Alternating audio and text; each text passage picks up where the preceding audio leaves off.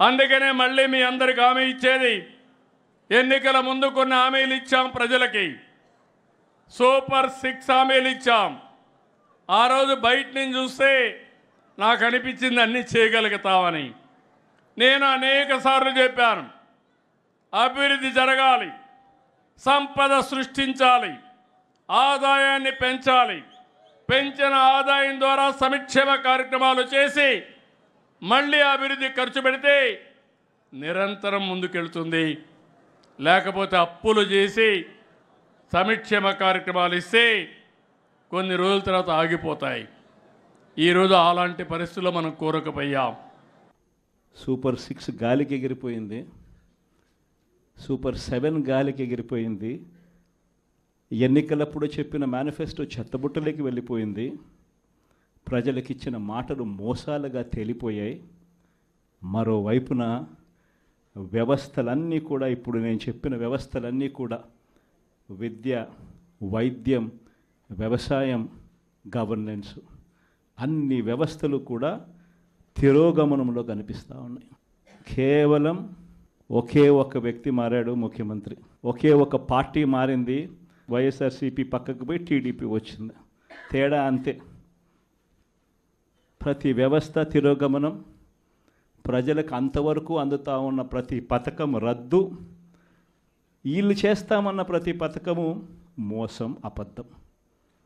కేవలం 9 నెలల కాలంలోనే ఇవన్నీ మన కళ్ళ ఎదుటే ఇవాళ కనిపిస్తూ ఉన్న పరిస్థితులు.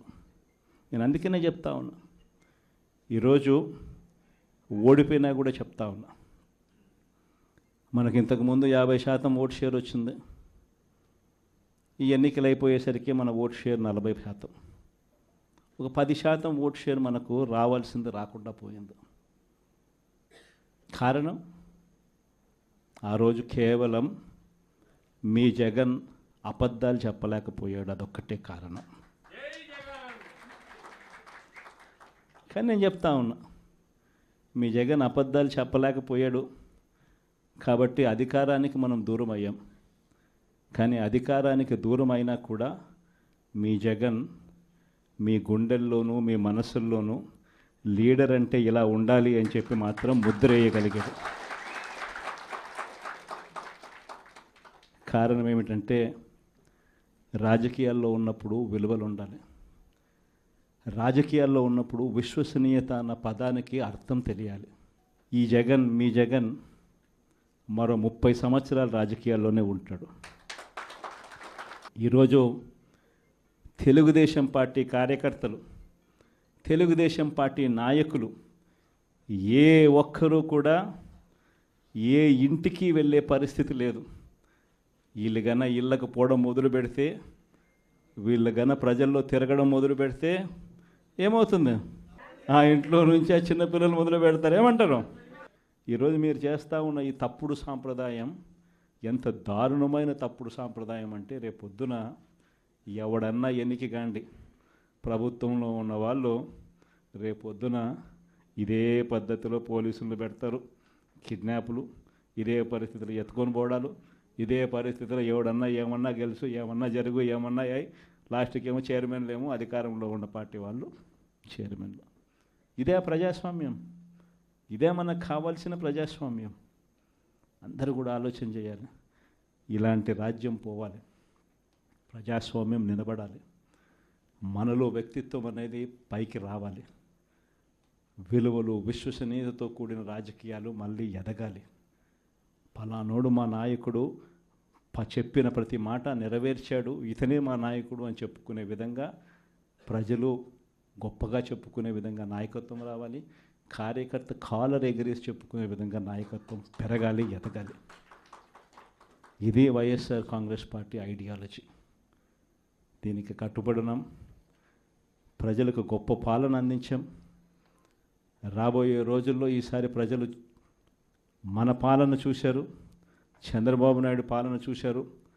మళ్ళీ వైఎస్ఆర్ కాంగ్రెస్ పార్టీ ఒకసారి ఎన్నికైతే ఈసారి మాత్రం వైఎస్ఆర్ కాంగ్రెస్ పార్టీని ప్రజలు పోగొట్టుకోకుండా మరో 30 సంవత్సరాలు కన్సిస్టెంట్గా మళ్ళీ అదే పాలన ఎన్నుకుంటారన్న నమ్మకం, విశ్వాసం నాకున్నాయి. చంద్రబాబు నాయుడు లాంటి వ్యక్తులు అనే మాట బటన్ ఏముంది, ముసలావిడ కూడా నొక్కుతుంది బటన్లు అని చెప్పి ఇదే మాట చంద్రబాబు నాయుడు అన్నాడు. మరి ఇదే చంద్రబాబు నాయుడు ఎందుకు బటన్లు నొక్కలేకపోతా ఉన్నాడు అని చెప్పి ఇదే చంద్రబాబు నాయుడిని ఈరోజు గ్రామంలో ఉన్న ప్రతి ఇంట్లో ఉన్న వ్యక్తులు కూడా ఈరోజు అడుగుతూ ఉన్నారు. మరి ఈరోజు ఏమంటా ఉన్నాడు, ఎంత మొహమాటం లేకుండా, ఎంత నిస్సిగ్గుగా ఏమంటా ఉన్నాడు, రహస్యం ఏదైనా ఉంటే చెవిలో చెప్పు అంటాడు. ఇంకా ఏమంటాడు, బటన్లు నొక్కిన జగన్ను పంపించినారు ప్రజలు, బటన్లు నొక్కిన కేజ్రీవాల్ను పంపించినారు, బటన్ల టైం అయిపోయింది అంటున్నాడు. అంటే మొహమాటం లేకుండా నిస్సిగ్గుగా ఇంత దారుణంగా అబద్ధాలు చెప్పి మోసం చేసి అధికారంలోకి వచ్చిన వ్యక్తిని, ఈ వ్యక్తిని చీటర్ అంటామా, 420 కేసు పెట్టాల్సిన కేసు కాదా ఇది అని చెప్పి అడుగుతా ఉన్నాం. అందరం కలిసికట్టుగా ఈ ప్రభుత్వాన్ని గట్టిగా బంగాళాఖాతంలో కలిపే పరిస్థితిలోకి తీసుకొని పోవాలి. ఎన్నికలైపోయాయి, దాదాపుగా 9 నెలలు కళ్ళు మూసుకొని కళ్ళు తెరిచేసరికి అప్పుడే 9 నెలలు గడిచిపోయింది. నిజంగా 2019 నుంచి 2024 మన ప్రభుత్వం ఉన్నప్పుడు, అంటే వైఎస్ఆర్సిపి జగన్ 1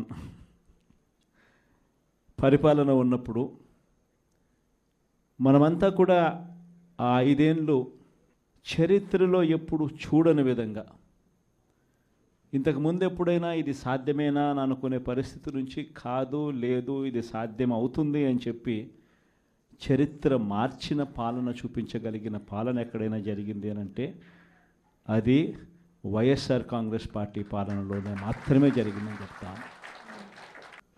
ఈరోజు పరిస్థితి ఏమిటి అని చెప్పి ఒక్కసారి చూస్తే, నేను చెప్పిన ప్రతి అంశంలో కూడా ఒకవైపున సూపర్ 6 గాలికి ఎగిరిపోయింది, సూపర్ 7 గాలికి ఎగిరిపోయింది, ఎన్నికలప్పుడు చెప్పిన మేనిఫెస్టో చెత్తబుట్టలోకి వెళ్ళిపోయింది, ప్రజలకు ఇచ్చిన మాటలు మోసాలుగా తేలిపోయాయి. మరోవైపున వ్యవస్థలన్నీ కూడా, ఇప్పుడు నేను చెప్పిన వ్యవస్థలన్నీ కూడా, విద్య, వైద్యం, వ్యవసాయం, గవర్నెన్స్, అన్ని వ్యవస్థలు కూడా తిరోగమనంలో కనిపిస్తూ ఉన్నాయి. కేవలం ఒకే ఒక వ్యక్తి మారాడు ముఖ్యమంత్రి, ఒకే ఒక పార్టీ మారింది, వైఎస్ఆర్సీపీ పక్కకు పోయి టీడీపీ వచ్చింది, తేడా అంతే. ప్రతి వ్యవస్థ తిరోగమనం, ప్రజలకు అంతవరకు అందుతూ ఉన్న ప్రతి పథకం రద్దు, వీళ్ళు చేస్తామన్న ప్రతి పథకము మోసం, అబద్ధం. కేవలం 9 నెలల కాలంలోనే ఇవన్నీ మన కళ్ళ ఎదుటే ఇవాళ కనిపిస్తూ ఉన్న పరిస్థితులు. నేను అందుకనే చెప్తా ఉన్నా, ఈరోజు ఓడిపోయినా కూడా చెప్తా ఉన్నా, మనకి ఇంతకుముందు 50% ఓట్ షేర్ వచ్చింది, ఈ ఎన్నికలు అయిపోయేసరికి మన ఓట్ షేర్ 40%. ఒక 10% ఓట్ షేర్ మనకు రావాల్సింది రాకుండా పోయింది. కారణం, ఆ రోజు కేవలం మీ జగన్ అబద్ధాలు చెప్పలేకపోయాడు, అదొక్కటే కారణం. కానీ నేను చెప్తా ఉన్నా, మీ జగన్ అబద్ధాలు చెప్పలేకపోయాడు కాబట్టి అధికారానికి మనం దూరం అయ్యాం.